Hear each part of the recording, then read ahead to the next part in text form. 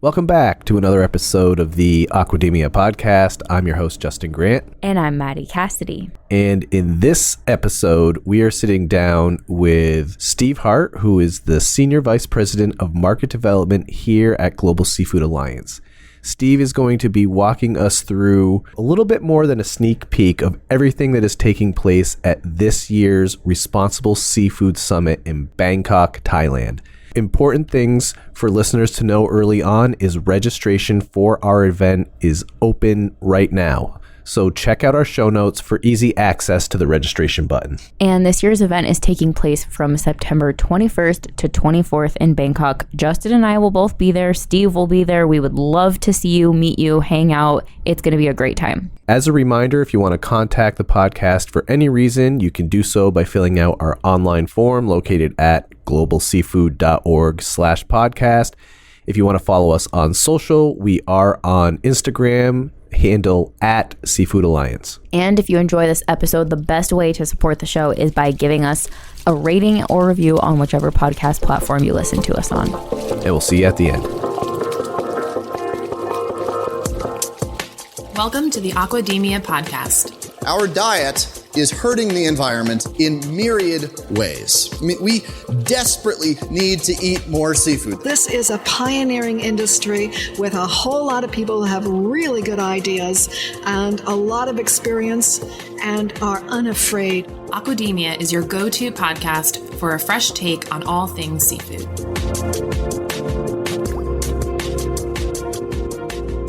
Steve, thanks for joining Maddie and I in the Aquademia podcast, I think for a third time. Maybe even more than that. Maybe even more than that. He's a regular fixture on the podcast at this point. Yeah, I think I lost what we really appreciate early on, anytime we release an episode, you would always email us and be like, oh, I really liked when you said this. So we're like, okay, we know we at least have one person that's listening to each episode. You might have been the first fan of the podcast, actually. Yeah.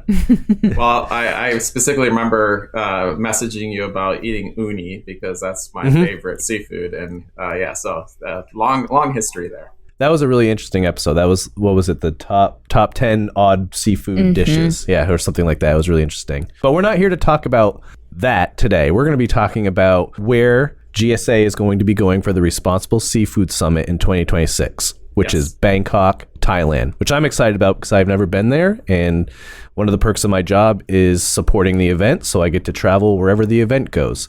So let's start off with, why did GSA choose this location, again, Bangkok, Thailand, for this year's summit, and what are you most excited about? Yeah. Well, I'm excited about a lot of things when it comes to going back to Bangkok. First of all, let me say, though, you said this wasn't going to be about the food, but going to Bangkok, it's all about the food. So it has to be partially. Yes, we'll get to that later.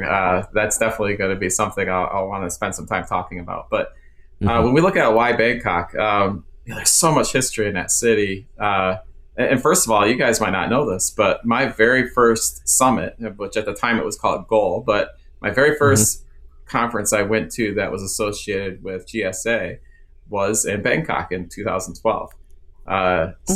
This is kind of like full circle for me. That conference was the first time where I really got introduced to all the team members here at GSA, and it was a wonderful event. Covered a lot of really relevant topics, and I had my own opportunity to give insights into the program that they had back in 2012. Especially the lack of any coverage of aquafeeds, which at the then CEO, Wally Stevens, came and talked to me after the conference and volunteered me to run a session on aquafeeds the next year at the next summit conference. So careful what you ask for, because it'll happen. But getting back to why Bangkok. So it is full circle for us. I think this will be the third time that our conference will be there. And when you look at the history, when you look at seafood just in general, the vast majority of the world's seafood comes from Asia. Bangkok is a hub that many people recognize. And we just felt the last time our summit was in Asia was in 2019. We were in Chennai, India. So we had to get back to Asia. That was goal number one. And obviously, there were a lot of things that happened between 2019 and now where obviously COVID was in there, so we couldn't travel for a while because we were supposed to have summit in Japan, but that's the year COVID hit. So all that changed all of our plans. So now we're back to, normal life, I guess you could say. But we recognized we had to get back to Asia. And when we looked at, where we've had real success in the past, that kind of narrowed the list down really quickly. And we just felt it was time to return to Thailand. The Thai industry has long history in seafood. Obviously, one of the major names in shrimp production, one of the major names in tuna supply chains. So it just made a whole lot of sense to come back here. And I think with what's happening in the world today, it's really relevant to being in Thailand and being in Bangkok. So that's kind of the reason. And I think you could already tell I'm very excited. So yes, really looking forward to coming back and being in the city. It's a wonderful place to have a event. The Shangri-La is where we're holding it is just an amazing facility with wonderful staff who will take care of everyone.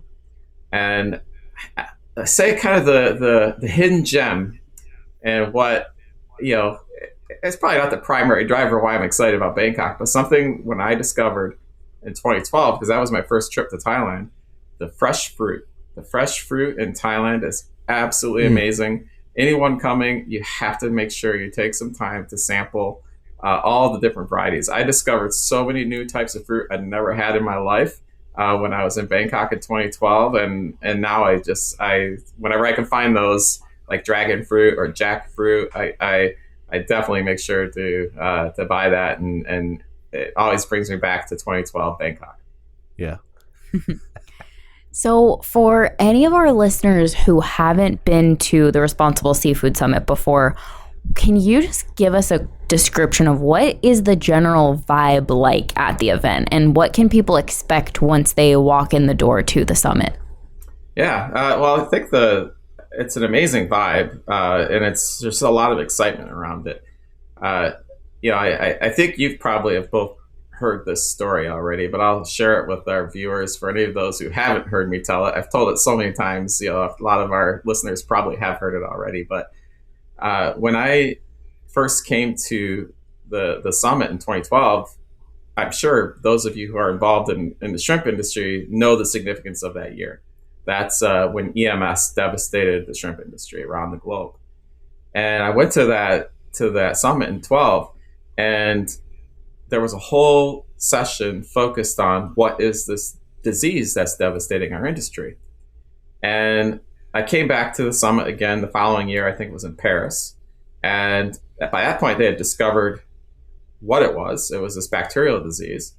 And the same working group that GSA helped facilitate then was like, well, we got to figure out how to mitigate this. I came back to summit again in 2014. I believe that was the one in Vietnam. And they had figured out how to mitigate it. And it was really this bacterial disease accumulated in the bottom of the ponds. They figured out they needed to put in basically a sump system to clean the sludge out of the bottom of the pond to provide a better environment for the shrimp. And they called it the shrimp toilet, which I find still funny to this day. But the amazing thing is, EMS is pretty much not an issue in the industry anymore. It's still there. It still is a disease, still can cause some devastation, but it's known, the producers know how to mitigate against it now. And that was work that was really led by GSA by forming together this working group. And, that's the vibe. And that's what really excited me. And ultimately why I decided to come and work for GSA is because I wanted to be a part of an organization like that. And I think that's what Summit is. It brings together people and, to look at, kind of a theme, and I know that's going to be our theme this year, and that's that connect, collaborate, and commit. And that's exactly what this is. So if you're out there and you're wanting to have a impact on our industry, it's your chance to go in and meet like-minded individuals, make those connections. Many times it's a chance to make new connections or reconnect with old connections. And then, so much of the discussion then goes to, well, how can we collaborate? How can we work together to improve our industry and make things better for all of us? And then finally, it's that, what we hope people leave with then is, yes, I'm committed to this. And then next year I'm going to come back and maybe we can talk about what those commitments achieved over the past year. So that's the vibe. And I think we tend to bring in a lot of different levels of the seafood industry, from CEOs to people who are doing quality assurance, salespeople, et cetera. So you get the whole gamut of people there, young people that are just starting their careers versus those who are at that top executive level. And I think it's a unique environment you don't see at many other conferences. Right. There's a lot of value to having that wide range of diversity too, because there's a lot of education things that are happening that someone who's just starting out in their career has this opportunity to collaborate during a lot of our social events and ask these questions to people in the field that they normally would not be able to see because of where they're located in the world and things like that. Yeah. So. And that's what's great about it. Because even though you have CEOs in the room, the seafood industry is such a wonderful industry. And most of the CEOs are just really willing to spend time and share their knowledge. And that's what I love about it. I think that is a huge part of what sets the summit apart from other events, is that aspect of knowledge sharing due to these vastly different perspectives that are present in the room. But then beyond the knowledge sharing, there's this element of, what are we going to do about it? And then making plans to actually help solve these challenges that we're facing as an industry. Right. And the last thing I would just add is, looking at Vibe, it's not too big, and that's really important. So typically we can expect 300 to 400 people usually. And that is kind of the sweet spot, because if it's too big, then you're almost like a trade show, and you don't have time to connect with people. So I think the size is a big part of the success too. What are some of these hot topics or big conversations that we're planning to dive into this year? Yeah, so quite a few, and I'm on the program committee this year, so I've had a lot of involvement on that side of things. I think for me, one of the really exciting ones, we've been doing this for a long time, and Summit is known for our production data that we put out every year. Right. But one of the things that I've personally heard from a lot of our past attendees is, we love the market, or we love the production data, but where's the market data? They want to know more about the markets, especially with the volatility today and the global trade situation. People are wanting to really learn more about other markets.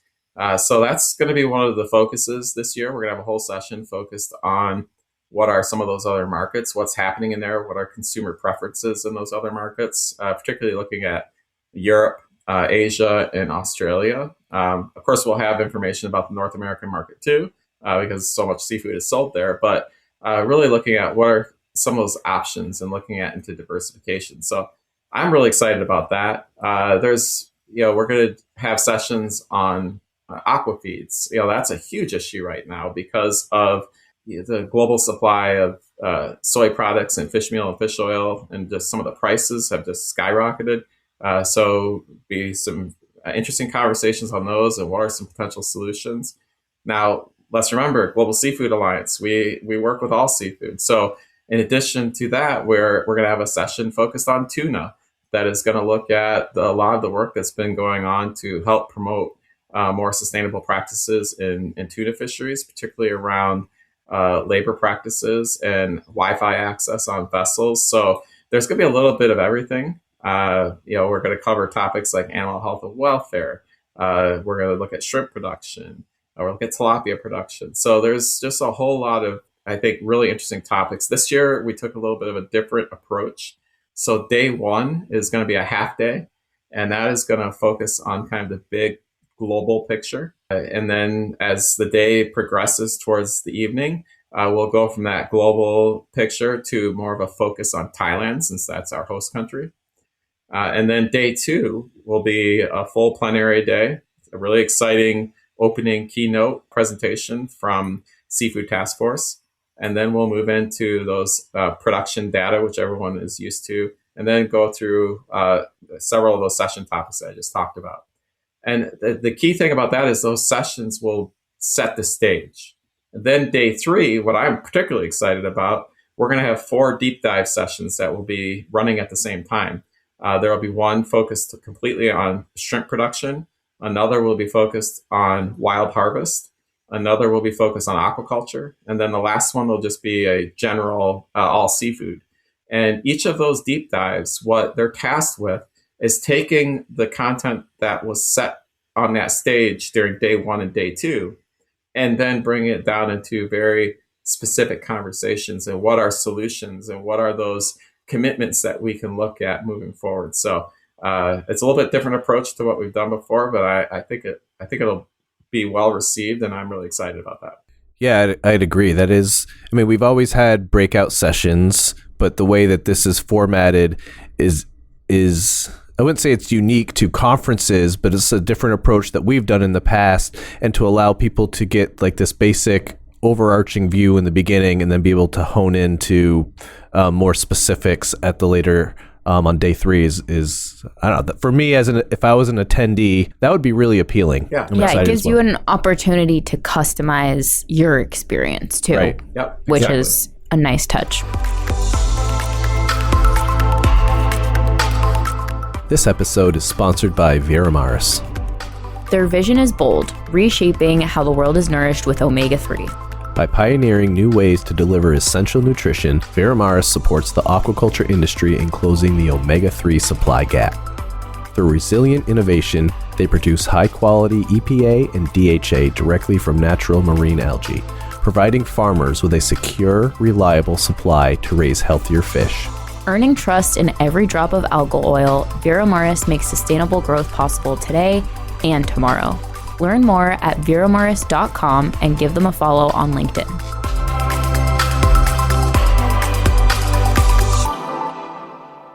Let's talk about connections, because I think what is so important in the year 2026 is those in-person interactions, because we didn't get them for a few years due to COVID, and now that's like the main perk of in-person events, because we can talk all we want on webinars and Zoom calls and learn things from people from all around the world in that way. But it's those in-person impromptu connections that really help in-person events be set apart. So can you just talk a little bit about what the networking situation is like at the summit, and how does the summit help foster those connections and share ideas and build real relationships? Yeah, I mean, to me, that was the value I saw immediately when I first started going to the conference before I came to work here. And it's set up in a way to facilitate those type of connections, those type of conversations.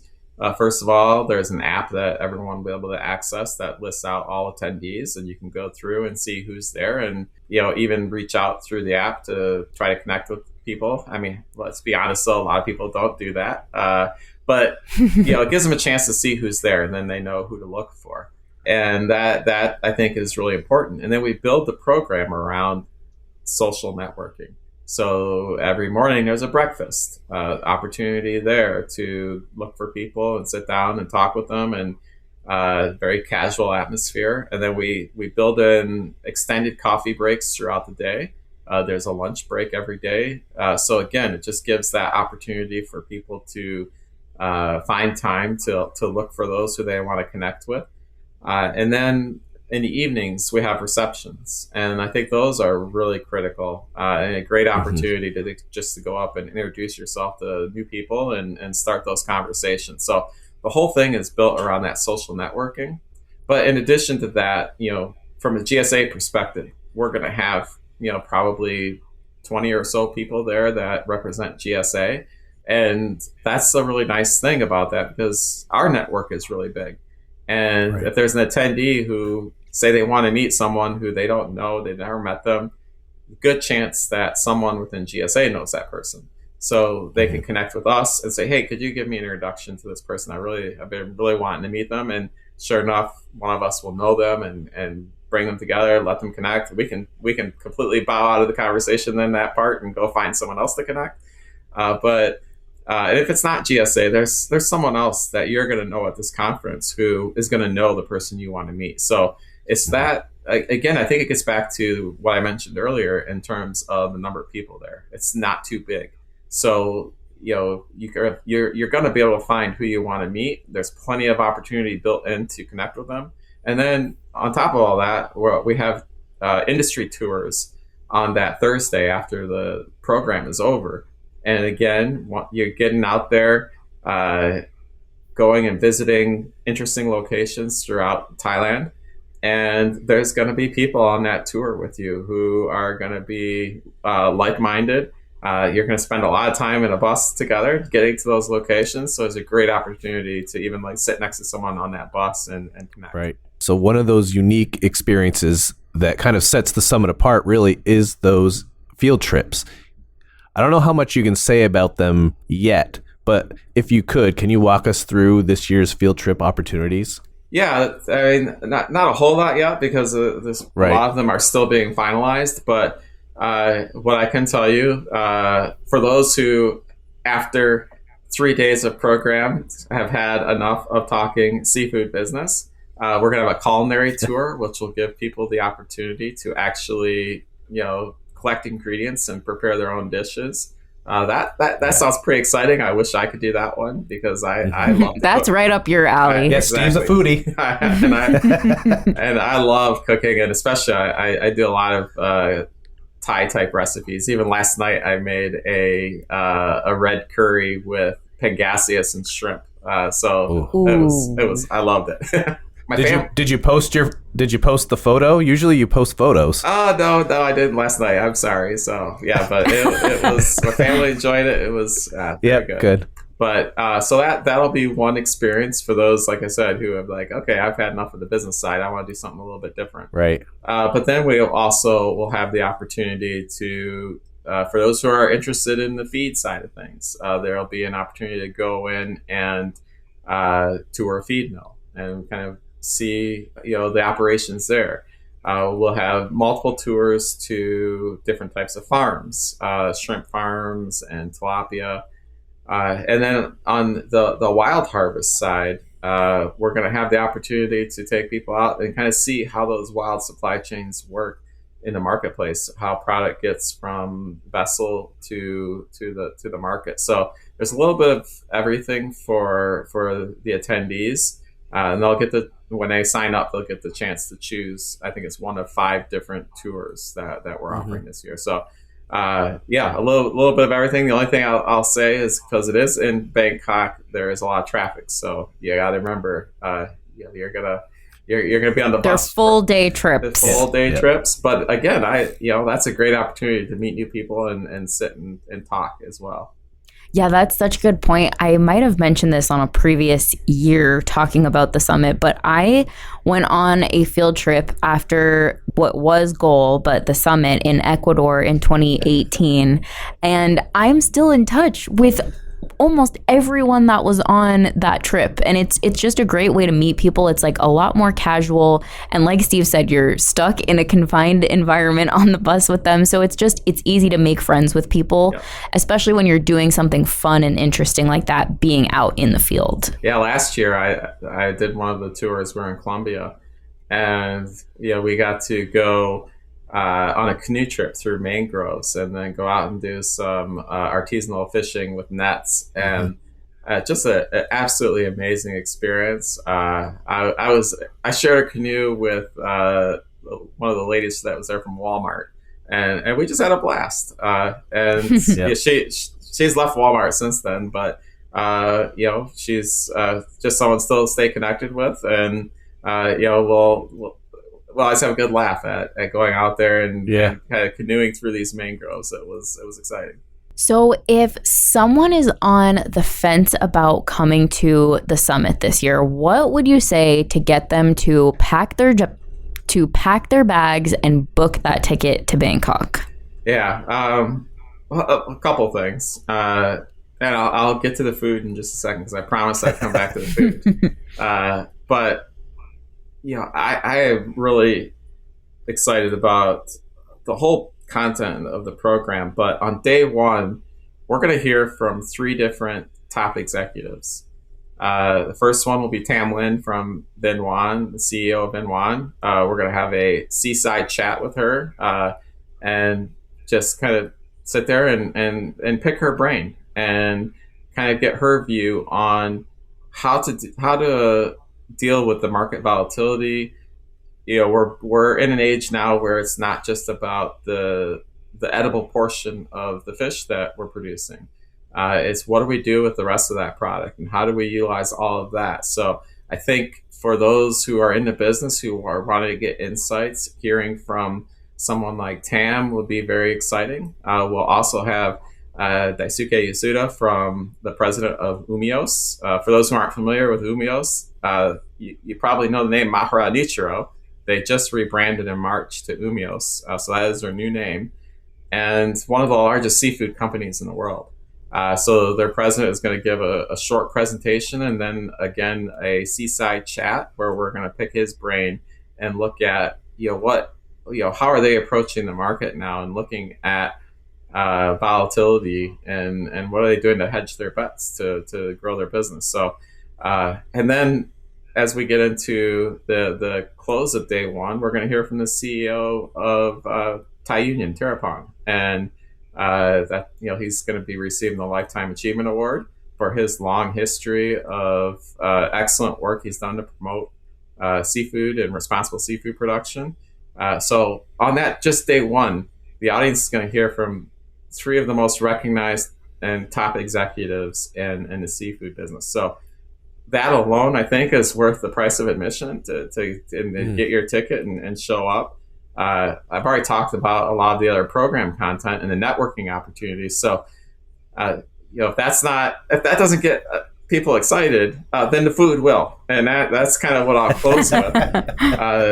The food in Bangkok is just absolutely some of the best in the world, and I'd encourage people to make sure they take that time, enjoy the event, go to the social receptions, go to the gala dinner. The gala dinner this year will be a river cruise, which again will have amazing food. But then when you have the opportunity, get out in the city and find some local restaurants, find some fresh fruit stands. You will definitely leave Bangkok wanting to come back and wanting to experience the culinary culture that is there. It's truly one of a kind. So I think that should be enough to get people convinced. And if you don't mind, I'd like to just give a quick plug too. Yeah, please.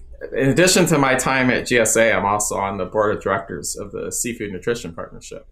And right now we're in the middle of our Summer Seafood Challenge. And this year, GSA made a decision to donate 3 registrations to the Summer Seafood Challenge. So if you go in and just Google Summer Seafood Challenge, it'll pop up.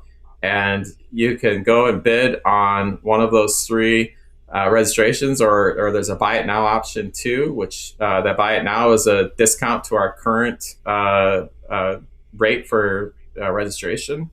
And all those funds, 100% of those proceeds go to Seafood Nutrition Partnership and their Summer Seafood Challenge. And that really helps then support the whole messaging around the importance of eating more seafood for human health, especially brain health. So it supports a good cause, and you get a chance to come to a great event. So again, I just encourage those who might be interested, go there and Google that Summer Seafood Challenge auction and go take a look at that as well. And I'll make sure that I make it really easy for any of our listeners to find all those links. So we'll have that link in the show notes. We'll also have links for easy registration for the event. If Steve talked you into it, hopefully he did. All of those links and a couple others will be right in those show notes for easy access for any of our listeners. So Steve, while you have the microphone and all of our listeners' ears, is there anything else that you want to get out there? Yeah, probably just like one other thing. I believe the market is so important to all of our work that we do in seafood. Without the market out there supporting us and buying our products, none of this would be possible. And I think one of the unique things about Summit is our ability to get marketplace representation there, and the ability then for people to interact directly with them. It's a very, like I said, relaxed environment. It's not like a trade show where people are there buying and selling. It's high pressure. It's really hard to make those connections with the marketplace. Summit is very different. The marketplace representatives are there to learn, and they love to meet new people, and they love learning about what you're doing. So it's a really different environment than one of the big trade shows. So, this year we'll have, some of the ones that you would expect to see, like Walmart and Red Lobster. But we have Captain D's coming this year, Waitrose. We just confirmed a new market attendee yesterday. It's Melco, who they own their hospitality company based out of Hong Kong. They own hotels and casinos throughout Europe and Asia. There'll be others there as well. It's a really good opportunity to get there and get that direct connection to the marketplace. So I don't think that really exists at a lot of other conferences or trade shows. Well, Steve, Maddie and I really appreciate you jumping on and doing this episode with us and kind of giving a little bit more than a sneak peek behind the scenes of what's going to happen this year at the Responsible Seafood Summit in Bangkok in 2026. So thanks for joining us, and we'll see you next time. Yeah, thanks for having me.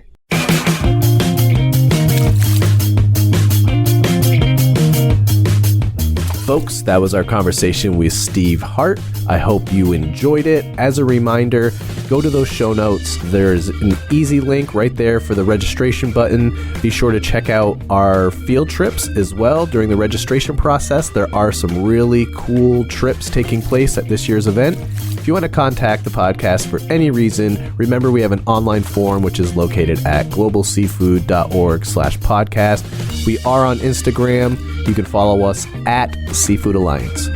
And make sure you don't miss an episode of Aquademia and subscribe to us wherever you're listening. And we'll see you at the next episode. Bye. Ciao.